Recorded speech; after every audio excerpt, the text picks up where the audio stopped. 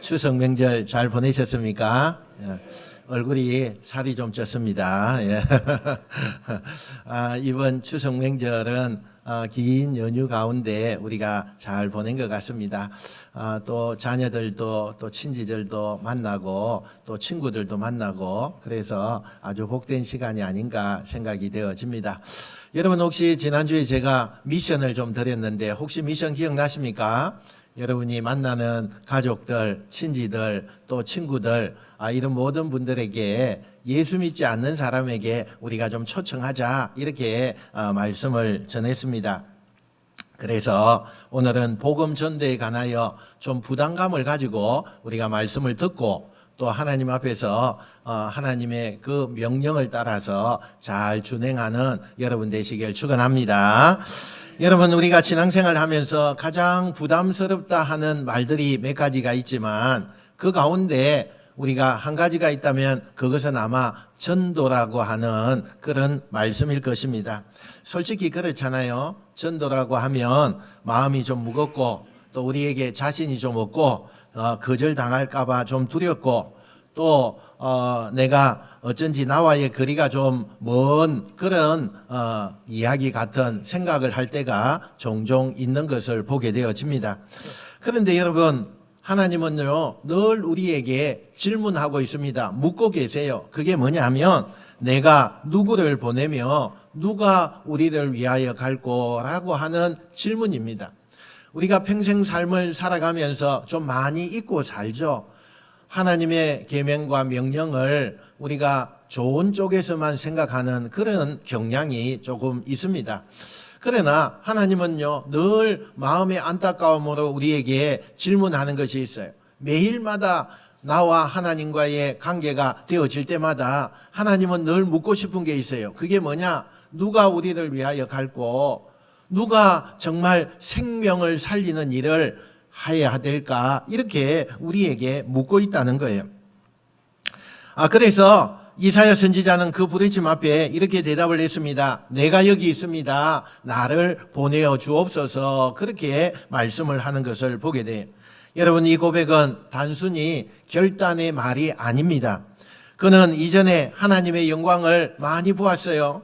또 자신의 죄를 보게 되었어요. 그리고 하나님의 은혜를 경험하는 그러한 이사야였어요. 그러기에 그는 주저하지 않습니다. 하나님이 나를 살려주셨기 때문에 하나님이 지금까지 나의 인생을 보호하시고 인도해 주셨기 때문에 이제는 나의 인생을 하나님을 위하여 드리겠습니다라고 하는 정말 놀라운 고백을 하고 있다는 사실이에요. 여러분 우리가 전도를 부담으로 여기는 이유가 있죠. 왜 전도하면은 내 마음속에 먼저 부담감부터 생길까요? 그것은 하나님의 사랑을 내가 하나의 지식으로만 알고 있기 때문이에요. 내가 하나의 정보망 속에서 그것을 내가 안다라고만 여기기 때문이라는 거예요. 그 사랑이 나를 살린 사건으로 본다면 절대적으로 우리는 전도하지 않을 수가 없더라는 거예요. 이사야는 나를 보내소서 이것은 내 머리의 신앙이 아니라는 거예요. 내 마음판에 내 가슴에 정말 하나님의 뜨거운 그 열정을 가진 그런 고백에서 나왔다는 거예요. 주님 제가 여기 있습니다. 이제 내가 나가서 복음 사역을 위해서 내가 충성하겠습니다. 내가 영혼을 살리는 일에 앞장서겠습니다. 그렇게 외치고 있다는 사실이에요. 여러분 어느 교회에 권사님이 계셨어요.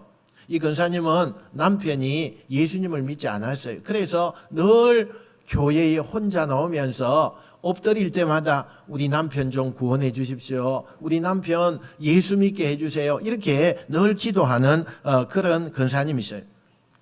그러던 어느 날 남편이요. 아마도 그동안 알지 못했는데 큰 중병이 오게 된 거예요.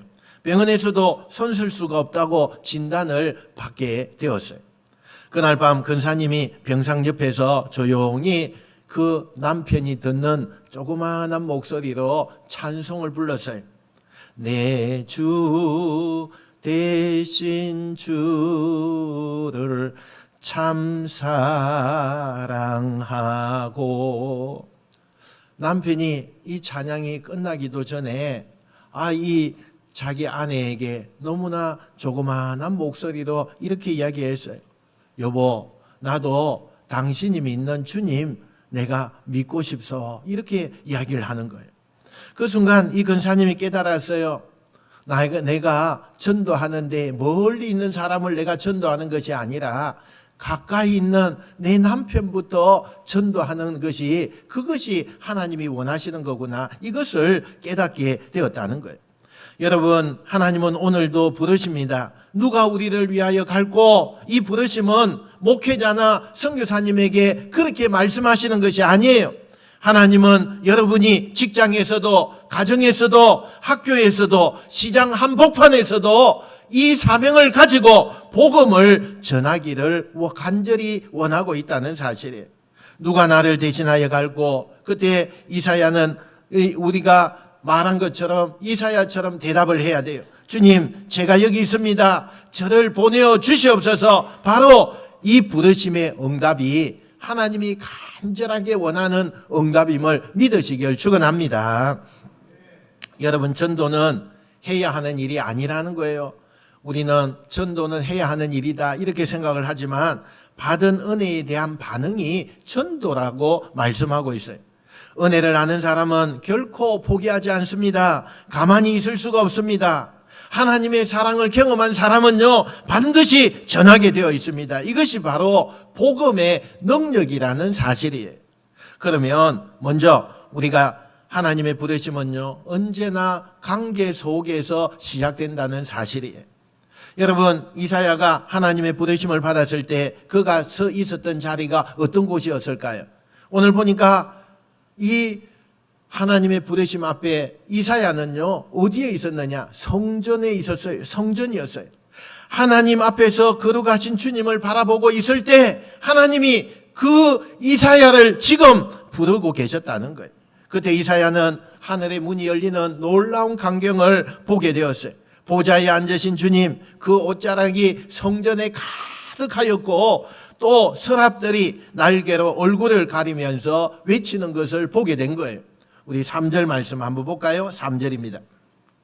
자, 시작. 서로 불러 이르되 거룩하다 거룩하다 거룩하다 만군의 여호와여, 그의 영광이 온 땅에 충만하도다 하더라. 아멘. 여러분, 하나님의 부르심은 이렇게 관계 속에서 시작이 되어진다는 거예요. 하나님은 언제나 보내시기 전에 만나게 하신다는 것입니다. 하나님의 일을 맡기시기 전에 먼저 당신의 그 마음을 보여주시는 거예요. 이사야는 그 그룹 앞에서 자신을 보게 됩니다. 자신이 어떤 모습인가 보게 되는 거예요. 5절 봅시다. 5절이에요. 자, 시작. 그때에 내가 말하되 화로다 나여 망하게 되었도다. 나는 입술이 부정한 사람이요, 나는 입술이 부정한 백성 중에 거주하면서 만군의 여호와이신 왕을 배웠음이로다 하였더라. 아멘. 여러분, 그의 입에서 터져나온 이 고백은 두려운 고백이 아니라 관계의 시작임을 나타내고 있는 것입니다. 여러분, 전도는요, 훈련 이전에 관계의 열매예요. 관계가 어떻게 되어지느냐, 이게 참 중요해요. 여러분, 한 사람을 전도하기 위해서 그 사람과 아무런 관계가 없다면 너무나 힘들죠. 그 사람을 대하는 것조차도 두려운 마음이 생겨요. 그러나 관계가 되어 있고 좋은 관계 속에 있는 사람은요, 자연스럽게 매일 우리가 만나듯이 그 사람을 만나서 차도 마시고 식사도 하고, 그리고 어떻게 해요? 우리가 10월 26일 새생명전도 축제하는데 너 그 축제에 한번 와라. 이렇게 그 관계 속에서 초청이 되어지고 결국에는 관계의 열매를 맺게 해 주신다는 사실이에요. 하나님과의 관계가 살아있지 않으면요, 우리에게도요, 전도의 부담이 되어지는 것입니다. 전도는 의무가 되어지는 거예요. 하지만 하나님과의 사랑이 깊어지고 그 사랑 가운데서 날마다 우리가 교통하고 있다면 그 사랑을 나누고 싶은 거예요. 내가 가장 사랑하는 사람에게 그 사람이 예수님을 믿지 않으면 나누고 싶은 거예요. 내가 보고 싶은 내 친구에게, 일주일에 적어도 한두 번 만나는 그 친구에게 내가 이 복음을 전해서 초청하고 싶은 거예요. 그것이 너무나 자연스러워요. 그래서 이야기합니다. 주님이 내 친구 너에게 너무 사랑한다고 말하고 있어. 너 정말 나 같은 죄인을 살려주신 하나님을 너도 한번 체험해 보길 원해. 그리고 그런 감격을 가질 때에 우리는 자연스럽게 누군가에게 말하게 된다는 거예요. 그게 뭐냐? 바로 전도라는 말씀입니다. 그런데 이사야가 하나님의 부르심을 들었을 때 그는 이미 선지자였습니다.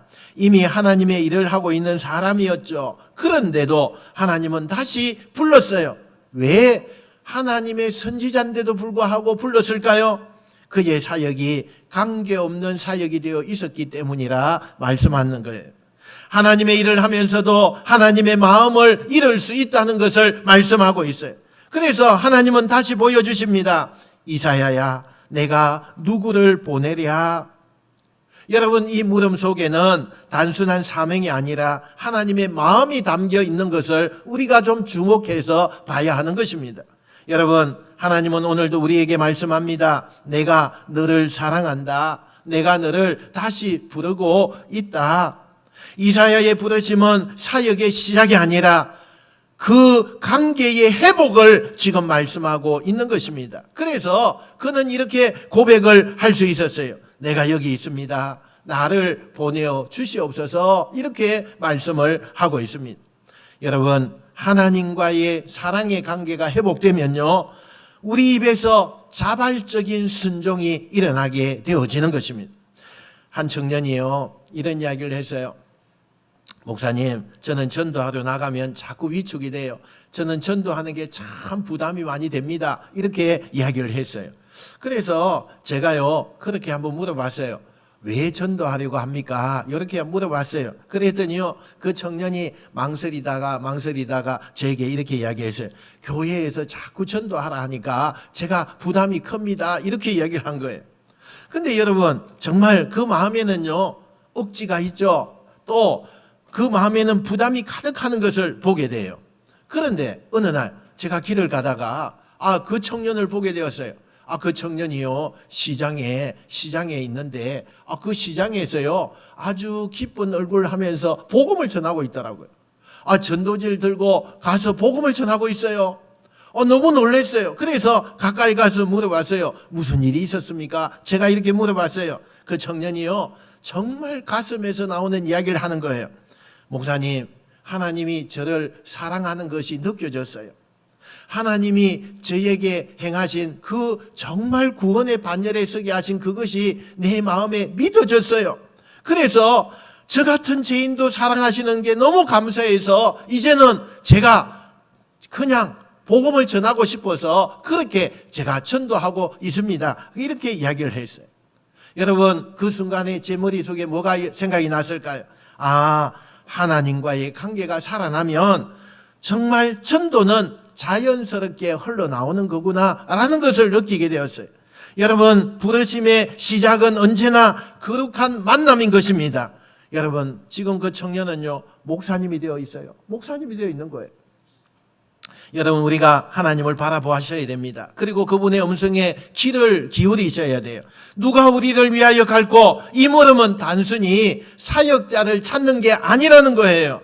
하나님의 마음을 나눌 사람, 하나님의 눈물을 닦아드릴 사람, 하나님의 사랑을 세상에 흘려보내는 사람, 이런 사람을 찾고 계신다는 거예요. 지금 이 시대에 하나님이 찾는 자는 이런 사람이라는 것입니다.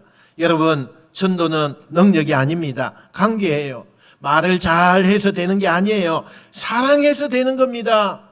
사랑이 있으면 용기가 생깁니다. 용기가 생기면 입이 열리는 거예요. 입이 열리면 복음이 흘러가게 되어 있는 것입니다. 이게 하나님의 방식이에요.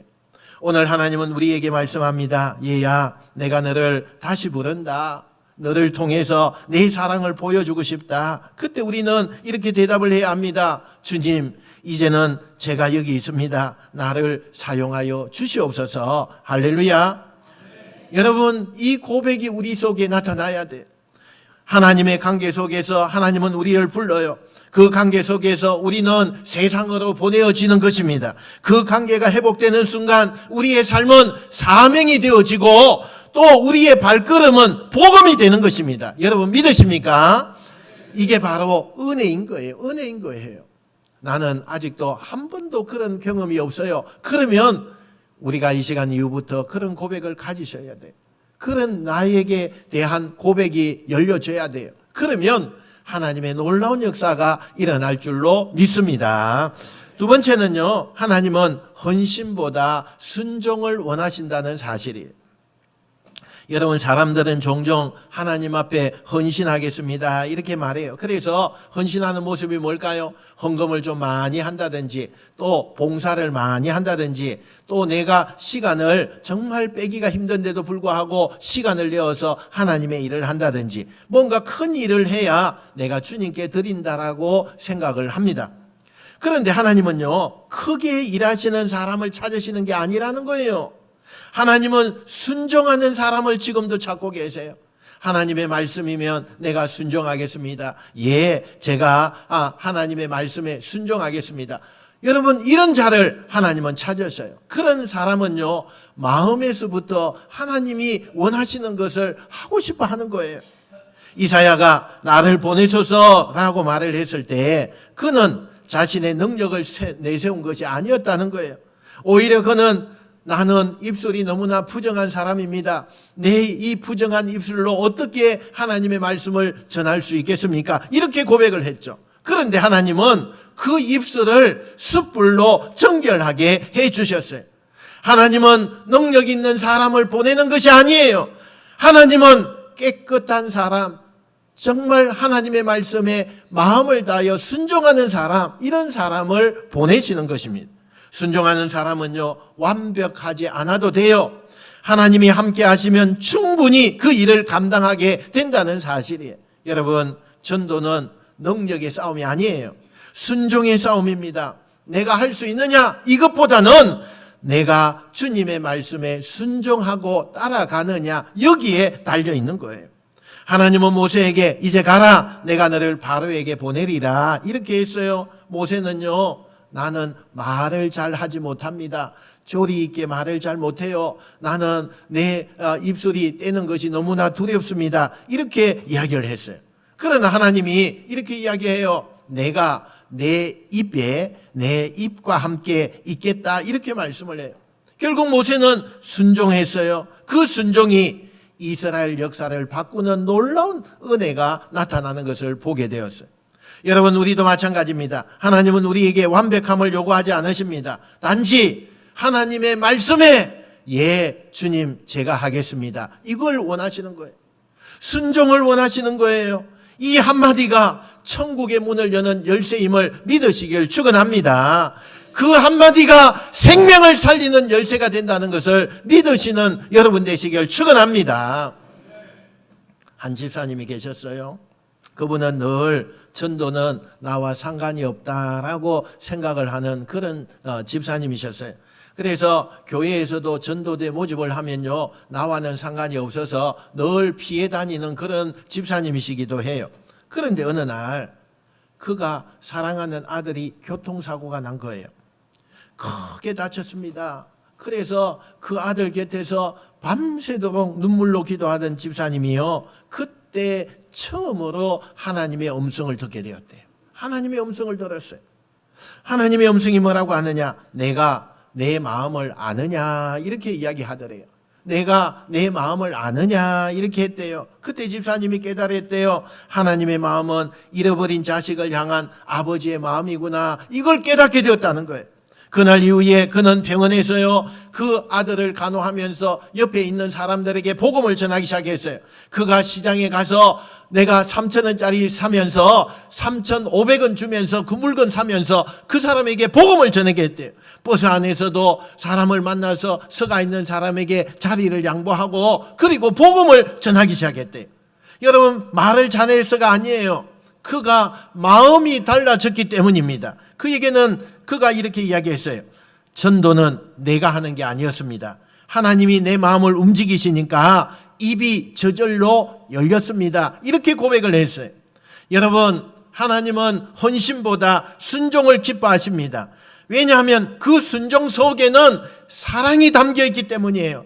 사랑하지 않으면 헌신도 금방 지칩니다. 힘들어합니다. 하지만 사랑하면 작은 순종이 나에게 큰 기쁨이 되는 것을 보게 된다는 사실이에요. 여러분, 오늘 우리의 신앙을 한번 점검합시다. 나는 일하는 신앙인입니까? 아니면 순종하는 신앙인입니까?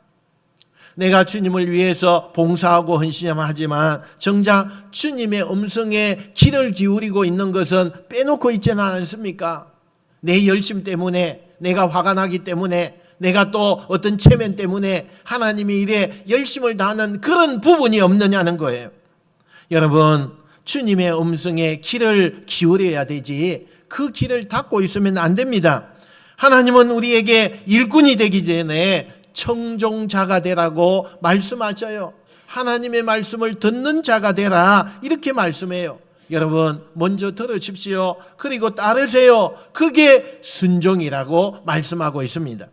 여러분, 순종은요 작게 시작되어집니다. 오늘 이 사람에게 복음을 전해라 이런 마음이 우리에게 들 때가 있어요. 왜요?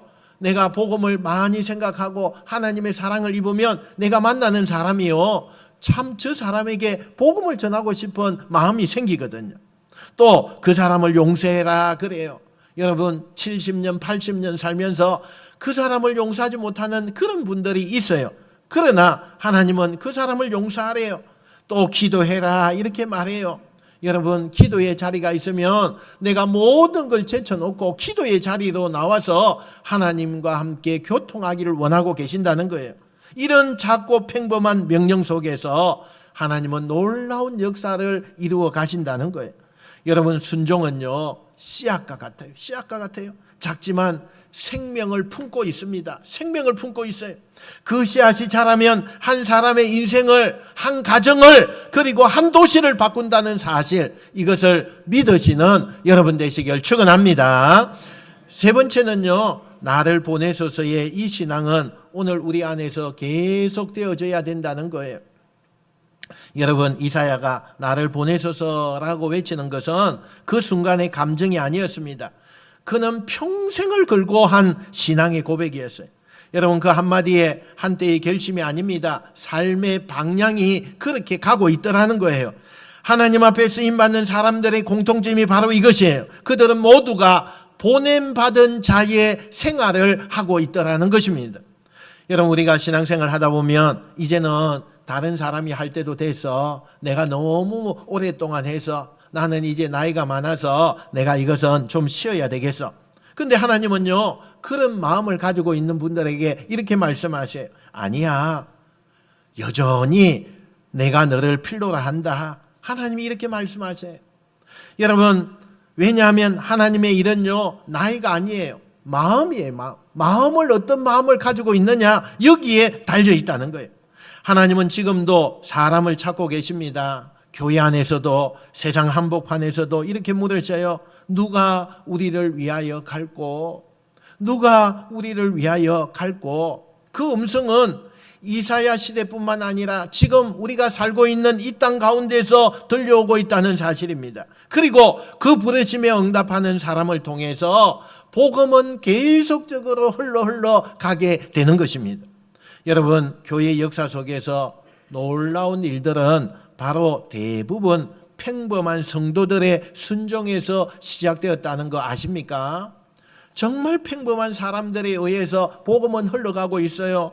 전도의 부담을 기쁨으로 바꾼 그런 사람들이 이 세계의 역사 가운데 기독교 역사를 써내려가고 있다는 사실입니다.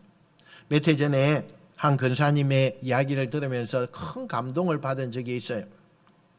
그분은 평생 동안에 강단에서 설교해 본 적이 한 번도 없어요. 그저 조용히 교회를 섬겨요. 그리고 매주일마다 강단의 꽃꽂이를 감당하면서 기도하면서 나가는 그런 권사님이세요. 그런데 그분의 손에는요 늘 핸드폰이 있지만 핸드폰보다 더 소중하게 여기는 조그마한 노트가 있었어요. 여러분, 그 노트에는 무엇이 적혀 있느냐? 그가 첫 장을 딱 펴면요, 오늘 전도할 사람, 이래서 그 전도할 사람이요 거기에 적혀 있는 거예요. 그거 보면은 이렇게 적혀 있었대요. 이번 주에 복음을 전한 사람 이름, 김 사장님, 옆집 아주머니, 버스 기사님 뭐 등등 이렇게 적혀 있다는 거예요. 그리고요, 늘 그 손에서 그 작은 노트는요, 핸드폰보다 더 귀하게 들고 다니시는 거예요. 그리고는 그 이름들 놓고 기도합니다. 새벽마다 나와서 기도하고 또 틈나는 대로 집에서 기도하고, 그리고 한 주 한 주 이름 옆에다가 적어요. 전도하면서 전도 완료 뭐 이렇게 이제 응답받은 것을 다 적는 거예요. 이 사람에게 복음을 전해서 교회 가겠다고 하고 그 주간에 교회가 나오면 전도 완료가 되는 거예요. 나중에는 그 노트가 가득 찼대요. 그런데 그 노트가 다 채워지는 그 순간에 근사님은 하늘나라로 가셨대요. 장례식 때 목사님이 그 노트를 이렇게 들고는 이렇게 이야기했대요. 먼저 하나님 앞에 가신 우리 근사님은 평생 나를 보내소서라고 하는 신앙을 가지고 평생 동안 사셨습니다. 여러분, 바로 이런 사람을요, 하나님은 지금도 찾고 계신다는 사실이에요. 전도는요, 거창한 행사가 아닙니다. 그건 하루하루의 삶에서 복음을 흘러보내는 그런 일인 것입니다. 직장에서 여러분이 거하는 어떤 한 장소에서, 또 친구를 만나는 곳에서, 여러분이 늘 다니시는 시장에서, 가정에서 우리의 말 한마디, 미소 하나, 손길 하나로 하나님의 사랑이 전해지기를 원하고 계신다는 거예요. 여러분, 나를 보내소서라는 이 고백은 먼 선교사님에게 말씀하시는 것이 아니에요. 내가 서 있는 자리에서 지금 너가 행하라, 이렇게 말씀을 해요. 어쩌면 여러분은 이렇게 말할지도 몰라요. 목사님, 저는요, 내 입술을 여는 것도 힘들어요. 저는 특별한 재능도 없어요. 내가 말하는 것도 너무 서툴고요. 사람을 설득하는 것도 자신이 없어요. 그러나 여러분, 하나님은 능력을 보고 부르시지 않아요. 여러분이 순종하는 것을 보고 하나님께서 그 마음을 보고 부르시는 거예요. 하나님이 함께 하시면 여러분의 입술에 복음의 통로가 반드시 일어나게 될 줄로 믿습니다. 그러므로 여러분, 오늘 도전하세요. 오늘부터 내가 하나님 앞에 내가 복음을 전하겠습니다. 하나님의 말씀에 내가 순종하겠습니다. 그러면서 도전하세요. 그러면서 우리 한번 고백하길 원해요. 한번 따라합시다. 주님, 제가 여기 있습니다. 나를 보내소서. 할렐루야. 여러분, 이 고백은 단순한 말이 아니에요. 우리가 하나님의 역사에 참여하겠습니다라고 하는 선언인 것입니다. 하나님은 오늘도 그 한마디를 기다리고 계세요. 그리고 하나님은 우리의 작은 순종을 결코 잊지 않으십니다. 한 사람의 전도로 한 가정이 살아나는 것을 보게 됩니다. 한 가정의 변화로 한 동네가 살아나는 역사가 일어나게 돼요. 여러분, 복음은 이렇게 이어집니다. 하나님은 우리를 통해서 세상을 세우시길 원해요. 하나님은 우리를 통해서 요 대청동을요 세워가길 원하세요. 우리가 늘 이야기하죠. 늘 이야기해요. 목사님, 우리 지역은요 어른들만 계세요. 애들이 없어요. 또 청소년들이 없어요. 여러분, 없다고 가만히 있으면 안 돼요. 여러분, 가만히 한번 보세요. 어느 날 와서 아침부터 교회 앞에 앉아서 여러분이 전도지 하나 놓고요, 이렇게 한번 앉아서 한번 몇 시간을 한번 앉아보세요.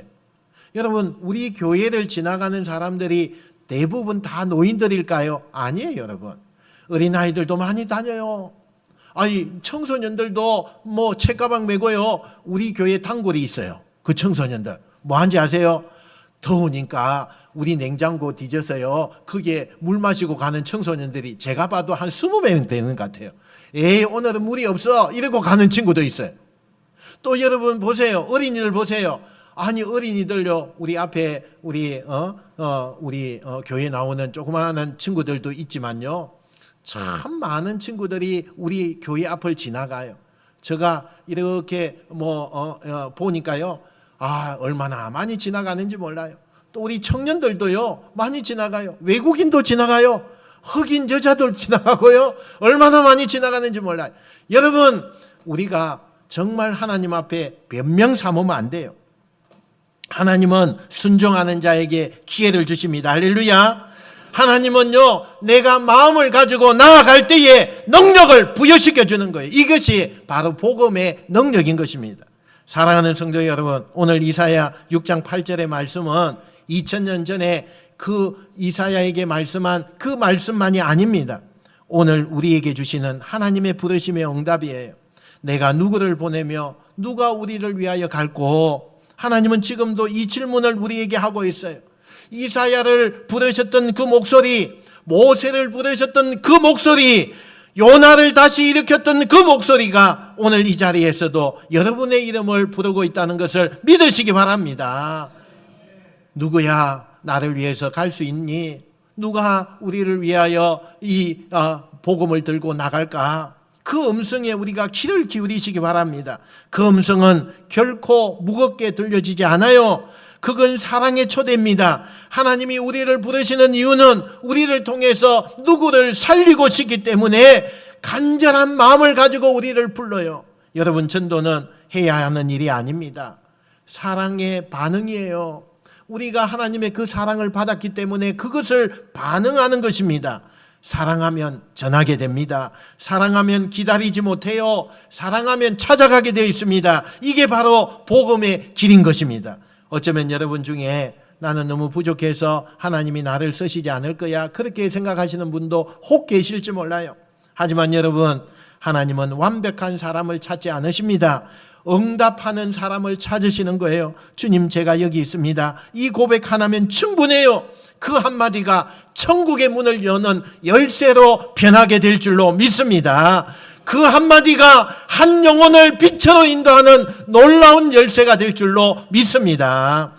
여러분, 오늘 하나님이 물으십니다. 누가 우리를 위하여 갈고? 그 부르심에 우리가 함께 고백합시다. 한번 따라합시다. 주님, 제가 여기 있습니다. 나를 보내소서. 나를 보내소서. 이 고백이 우리의 평생의 노래가 되시길 바랍니다. 이 고백이 가정에서, 일터에서, 그리고 이 교회 안에서 울려 퍼져서 우리를 통해 예수 믿는 사람들이 많아지는 역사가 일어나시기를 주님의 이름으로 축원드립니다. 축원드립니다. 기도하겠습니다. 하나님 아버지,